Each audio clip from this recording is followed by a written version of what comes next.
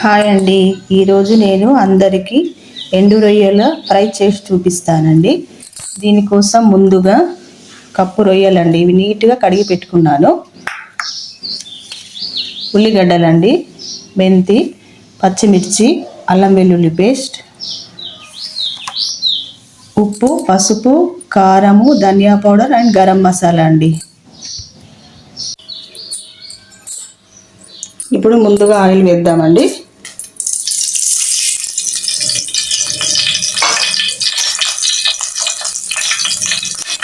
Oil heat ఎక్కాక ఆవాలు, జీలకర్ర వేద్దాం.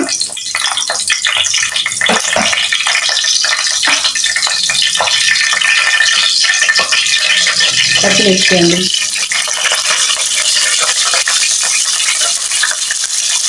అల్లం వెల్లుల్లి పేస్ట్, మెంతాకండి,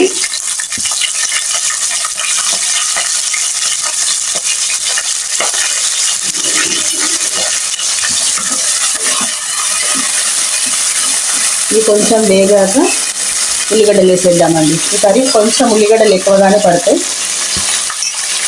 సింపుల్గా అయిపోతుందండి ఈ ఫ్రై.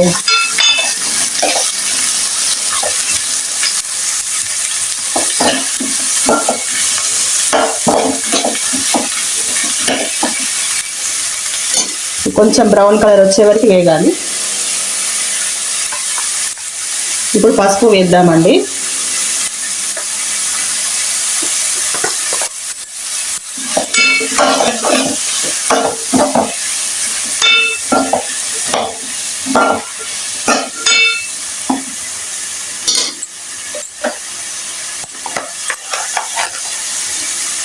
సాల్ట్ కూడా వేద్దామండి. సాల్ట్ వేస్తే ఉల్లిగడ్డలు తొందరగా మగ్గిపోతాయి కదా. కొంచెం సాల్ట్ చూసి వేసుకోవాలండి, ఎందుకంటే ఎండు ఫ్రాన్స్లో కొంచెం సాల్ట్ ఉంటుంది కదండి.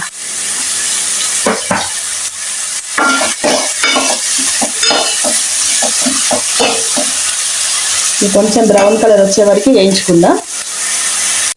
చూద్దామండి ఇప్పుడు ఒకసారి మన ఉల్లిగడ్డలు వేగాయా లేదో. వేగిపోయాయండి. ఇప్పుడు ఈ రొయ్యల్ని ఇందులో వేసేయాలండి.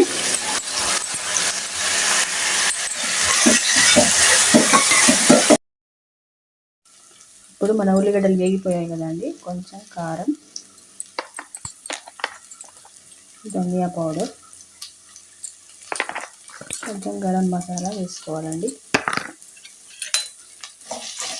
ఇప్పుడు ఒక 5 నిమిషాలు మగ్గించుకుంటే మన కర్రీ రెడీ అయిపోతుంది. ఫైనల్గా మన కర్రీ రెడీ అయిపోయింది. కొత్తిమీర, గరం మసాలా వేసి దింపేసుకోవడమేనండి. ఇప్పుడు దీన్ని సర్వింగ్ బౌల్లోకి తీసుకుందాం. చూడండి, ఫైనల్గా మన రొయ్యల వేపుడు అయితే రెడీ అయిపోయింది. దీనికి కాంబినేషన్ వేడి వేడి రైస్, చపాతీ ఏదైనా బాగుంటుందండి.